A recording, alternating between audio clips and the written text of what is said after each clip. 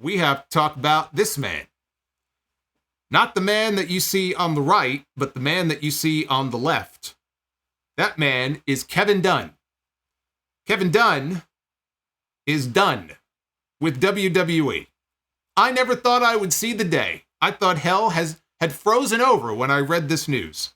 You mean to tell me that in the same year that Vince McMahon was officially ousted from his post, that we also have Kevin Dunn leaving WWE? It almost seems too good to be true. But it is. Per PW Insider, Kevin Dunn, one of the most influential executives in WWE history, is leaving the company. And the story says that Dunn, who held the post of executive producer and chief global television distribution, the full title is executive producer and chief of global TV distribution, informed WWE around Christmas week that he was exiting after more than 3 decades with the company. It's actually closer to 4. He's worked for this company now for almost 40 years. We are told that a big factor in his decision to retire is changes made internally post-Endeavor acquisition, and as one source stated, that Dunn was, quote, never going to do anything that was dictated to him, as opposed to how he personally oversaw production in the past. We are told this was not an issue of creative, but 2 differing versions of how things should be run from a television production perspective, as WWE's new owner seeks to cut costs. Dunn's exit is not so much shocking as it has often been whispered over the years that he never intended to work for anyone other than Vince McMahon in WWE, and McMahon's power has greatly waned since the company was acquired. Still, his departure has massive ramifications, as Dunn, more than anybody not named McMahon or Levesque, was very much responsible for the vibe, feel, and production of the WWE product over the last several decades. From 1993 on, when the Monday Night Raw era began, Dunn was named executive producer for all programming, overseeing the style of production that has been the hallmark of what the casual fan believes professional wrestling should look and feel like. And it says here also that Dunn's DNA is very much embedded in WWE. Well, that's a horrible thought. Kevin Dunn's DNA he's all over WWE. You know what? Keep Kevin Dunn's DNA away from me. What a horrible thought. But it says Dunn's DNA is very much embedded in WWE programming for a number of reasons, the least of which is, and this is the story. For those of you who have never heard the story, this is the story of the Dunn family with WWE. And it goes like this. Dennis Dunn was involved with WWE or WWF programming all the way back to the early 1970s, after being tapped by Vincent J. McMahon to handle syndication and program production out of Baltimore. In a legendary story, Dennis Dunn was transporting WWF TV Masters following tapings in Pennsylvania when his car had problems leading to it ending up on fire. Dunn snatched the master tapes out of the car, rescuing them and the promotion from destruction. From that point on, it was considered internally that the Dunn family had a job for life if they wanted it. And so that was always the story, is that Kevin Dunn's father rescued a bunch of master tapes from a fire, and they were so grateful and so indebted to him that they basically had a job for life, that whole family. The father and his son had jobs for life in that company if they wanted it. And Kevin Dunn has been a part of this company now for 40 fucking years. All because of one car fire. What car was it? I want to know what kind of car it was, so I can write a nasty letter to the car manufacturer. Probably like a fucking Buick or something. Fucking Buick. But that's a legendary story that's been told for decades. Kevin Dunn first learned TV production from his father, came on board with the WWF in 1984. He was involved in the planning and production of the very first WrestleMania in 1985, and was there for the jump to pay-per-view. He was a strong proponent of the perspective that WWE was not professional wrestling, nor was it a sport, but it was a theatrical show with unique and different characters, unique and different from everything else out there on television. He was always Vince McMahon's number 2 in the company, more than any other writer or booker or producer, and Dunn was always going to be who Vince leaned on and trusted, so his power never dissipated over the years. He has had a great deal of influence over this product for a very long time. Now, this is where the story gets kind of interesting. There are some who felt that Dunn was rash and rude at times, but in the post-Vince McMahon exit, Dunn's reputation softened among some in production circles, feeling it was a sign that as hard as Dunn was on them, it was probably a reflection on how hard McMahon was on him privately. The question now is who, if any one person, will replace him, especially since the person so many believed would be that person, Mike Mansouri, left WWE a few years ago and is now basically in the same position in AEW working for Tony Khan. As I said last night, Tony Khan better not get any ideas, because Kevin Dunn is going to be a free agent in 25 minutes. Apparently, the company wanted him to stay on, maybe through the Rumble and WrestleMania. He wanted to make a clean break. He said, nope, I'm done. No pun intended. I'm done as of January 1st. So he will no longer be an employee of WWE in 25 minutes. Tony Khan, don't get any ideas. Mike Mansouri is just, he's on pins and needles right now. That's the whole reason he left. There was no upward mobility for him. Kevin Dunn, he thought, was never going to leave. So he had to leave because he knew there was nowhere else for him to go. Now he's got the position he has in AEW. All of a sudden, Kevin Dunn is gone.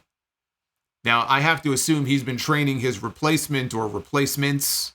It probably won't be any one person who does his job. It may be a group of different people. So we'll see. But I wanted to bring this up because there was another story, and this was not on a wrestling website. And I feel like this story flew under the radar, but it's relevant to the conversation here. If you're an MMA fan, you probably heard of the website Bloody Elbow. It's been around for a number of years. There was a story on Bloody Elbow about 3 weeks ago. And it was titled, Dana White's Boss Has a Message for Team UFC and Team WWE. Mark Shapiro, you may have heard his name recently. He's the COO of Endeavor. Really, the two names that you'll hear mostly are Ari Emanuel and Mark Shapiro. Mark Shapiro was on a UBS, it was like a UBS media conference call a few weeks ago. There was some news that came out of it. This is from the story.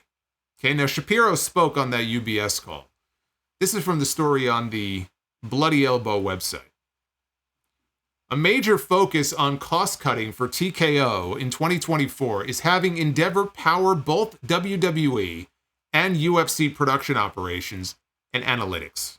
Mr. Shapiro's comments were a stark reminder that Endeavor runs the shows and that TKO, for as much as a cash flow generator as it may be, remains a holding company that is an appendage to Ari Emanuel's real pride and joy.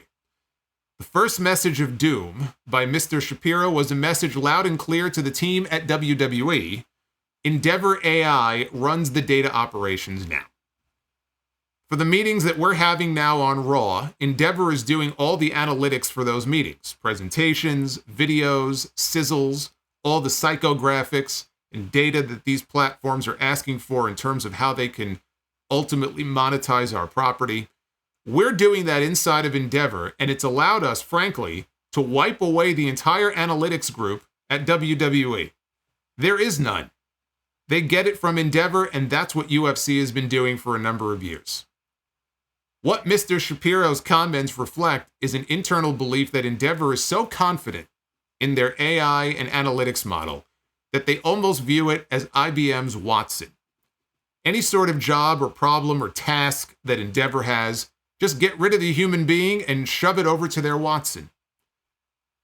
Mr. Shapiro fired a salvo towards Team WWE regarding their production operations. Under Vince McMahon, one man became synonymous with the entire production, Kevin Dunn. With a target of slashing $100 million in costs, Mr. Shapiro sent a rather clear message in Mr. Dunn's direction. And this is the quote. Just think of how many events we televise. We bring the show on the road. We bring trucks out to different cities, whether it's a cloud or it's cameras or it's tape machines, graphics, operators, stuff we can do. AI back at our headquarters in either Vegas or, well, Vegas is where UFC is based, or our Stanford production facility for WWE. There are a lot of production efficiencies. Even if our production chiefs want to tell me that there's not, frankly, I worked for ESPN for 12 years. I oversaw all production. I've been through all the song and dance with every producer who treats every tape machine and camera like it's his baby and doesn't want to give it up. We're here to improve margins. So we're going to scrutinize every dollar on the production end of every single one of these events, every single one of these telecasts, and we are going to realize substantial savings. So there are two things going on here. Number one, I think that as soon as he realized that Vince McMahon was truly out of power and he wasn't coming back to the same, level of influence that he once held in that company, he was as good as gone. But also, he's hearing this from basically his new boss. Okay, you could say Ari Emanuel ultimately is his ultimate boss. Mark Shapiro is somewhat above him as well. That was a pretty clear and direct message that the way things were done before, the way you might want to do things, that's not how we do things. We're going to do things the Endeavor way. See, and this is the sort of thing that happens when you have a merger, when you have an acquisition. I mean, he flat out said, we've wiped out the WWE analytics team. We want everything under the Endeavor umbrella. This is what they talked about pre-merger. There's going to be redundancy with departments. There's going to be redundancy with positions. We're going to eliminate them. We don't need them. We have our own. So Kevin Dunn is hearing this. It's our way or the highway. And he's like, you know what? You know how much money Kevin Dunn has made over the years? And every time they had like a stock dividend or something, his name is always there. Kevin Dunn, $5 million here, $7 million here. This guy doesn't have to work another day for the rest of his life. So Vince McMahon went away. He doesn't want to work for anybody else. He doesn't want to take direction from anybody else.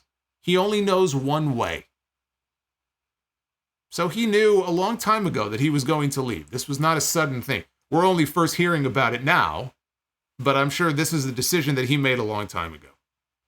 Him not wanting to be dictated to is absolutely part of it, I'm sure. But again, without Vince, he was as good as gone. And that really has always been the story, that one day if Vince McMahon was ever gone, Kevin Dunn would be the next to go, either by his own hand or by somebody else's. And Triple H and, Nick Khan in this case would bring in their own people. Now it'll be Endeavor. Endeavor will have a hand in that as well. But as far as, my thoughts on Kevin Dunn and the reputation that he has had over the years, there's been a lot of things said about Kevin Dunn over the years. And we know that Jon Moxley does not... Oh, no. We know... Bree-mode has interrupted the party here. Hey, Jacob Donnelly, thank you for the $25 Bree-mode. Your timing is impeccable. What I was going to say is we know what Jon Moxley thinks of Kevin Dunn. Fuck Kevin Dunn. That's right. He is not very fond of Kevin Dunn. But he is not the only one. There are a lot of other people who have had some not so great things to say about him. Jim Cornette hates his guts. Any opportunity he gets in any shoot interview that he has ever done, Jim Cornette will always tell a story about Kevin Dunn and being in meetings with Kevin Dunn. There's one time he made Kevin Dunn cry. And then he had to meet with him and apologize. And Kevin Dunn was giving him his whole life story about, when he used to get bullied and picked on as a kid. And, because Cornette would make fun of him in these meetings. Because there was one famous meeting where Kevin Dunn made a comment. And he told Cornette, he goes, Jim, I find you tiresome. And Jim Cornette went off on him and said, well, you listen here, you Bucky Beaver motherfucker. And he just went off on him and he made him cry. He has no love lost for Kevin Dunn. And Jim Cornette has also said that Kevin Dunn is responsible for hundreds in his words, hundreds of talented wrestlers who were never given opportunities that they may have otherwise been given. You know, some people may not realize the level of influence that this man had as Vince McMahon's right-hand man. Freddie Prinze Jr. was a writer for the company. Freddie Prinze Jr. said you could be in a production meeting and you could be pitching a storyline, a 6-week, 6-month long storyline for a wrestler. And all it would take is one comment from Kevin Dunn saying, she's not pretty. Or, you know, she's not pretty enough, or he's not good looking enough. I mean, you know, Kevin Dunn, the arbiter of, physical attractiveness here. But here he is making all these decisions about who's attractive and what's sexy and appealing and all this kind of stuff. And that would be it. That would be it. 6 weeks worth or 6 months worth of storylines down the drain. Because he had Vince McMahon's ear. He can make decisions like that would impact creative and that would impact people's careers. Paul Bearer. Never heard a bad word said about Paul Bearer. Paul Bearer, too. He had not great things to say about Kevin Dunn in at least one shoot interview that he did as well. And I'm sure there are other people as well that I'm not thinking of. So I never met the man. But having heard these stories from people who were around him, who worked with him, and who had him in their ear sometimes, I think Jim Ross has told some stories as well. I don't particularly care for the guy, so I don't necessarily sit here and cry for the fact that Kevin Dunn is no longer going to be working for WWE. He also loves the sports entertainment stuff. You know, I mean, he and Vince McMahon, they're one and the same. His vision for what wrestling should be is what Vince McMahon's vision has always been. He hates wrestling. Kevin Dunn hates wrestling. There are people who have said that. He does not like wrestling. He likes WWE. The way that WWE does things is the way that wrestling should be. Pro wrestling, ugh, he hates it. Imagine working in a job for 40 years of your life and basically hating what it is that you are producing. Now, I mean, he loves specifically like the shows that he's producing, but at its core, WWE is and will always be professional wrestling. But to think that it's a dirty word and, oh no, we don't do that, or I hate that, or that's, you know, Southern wrestling, or whatever their viewpoint of it is. I mean, how sad is that, right? You work at something for 40 years and you fucking hate it? That doesn't make any sense. So looking at for all of the iconic shots that you could maybe credit to him that he oversaw or maybe he was responsible for, because there's a lot of people in the production truck. It's not just Kevin Dunn. But if Kevin Dunn is sort of overseeing the entire thing, you could give him credit for a lot of things, right? The shot of Hogan slamming Andre and the shot of Steve Austin in the sharpshooter at WrestleMania with blood pouring down his face. And what I used to love when I was a kid, but they really did this more back in the 90s. They don't do it so much today, and I don't know why. But if you were watching then, you'll know exactly what I'm talking about. There could be like a WrestleMania. And you would have a cameraman who was positioned at ringside and had the camera aimed at the front row. And the cameraman would start running or speed walking with the camera down the aisleway, and he would get there just as the person was coming through the curtain, right? There were shots like that I go back and I watch some of these old shows and I'm like, you know, they could learn a thing or two by going back and looking at their own productions from 30 years ago. Like, how come we don't get shots like that anymore? No, now they're obsessed with graphics and 3D graphics and a gigantic 10-foot tall Roman Reigns and a snake slithering on the screen when Randy Orton comes out, right? They love their 3D graphics. But there are things like that, you know, Kevin Dunn was responsible for, and he was part of that, and I think that's great. And look, I grew up a wrestling fan right around the time that he started working for the company. So I grew up as a fan thinking this is what wrestling is, that this is what wrestling is supposed to look like, right? I and a lot of other people watching WWF back then. And he's responsible for a lot of that. So, you know, I give the devil his due. But for all of that stuff, you also think about when AJ Styles debuted at the Royal Rumble and we had to stare at Roman Reigns for 30 seconds. You think of when Edge came back in 2020 at the Royal Rumble and that very first spear, the first spear in an actual match that he hit in almost a decade. He hit it on Dolph Ziggler as he got in the ring. And what were we looking at? We were looking at people in the crowd. We were looking at people in the crowd who were watching the actual spear. So bad was it that Dolph Ziggler went on Twitter. He went on social media when that show was over and was basically begging people, hey, if anybody has any footage of me taking the spear from Edge, send it my way. I'd love to see it. How do you miss that? How do you miss something like that? I still don't know how that happened. I don't get it. I don't understand it. But again, I'll give the devil his due. You take the good with the bad, right? There was a combination of both. My view is this. WWE television has been the same for years and years and years. And it's very polished.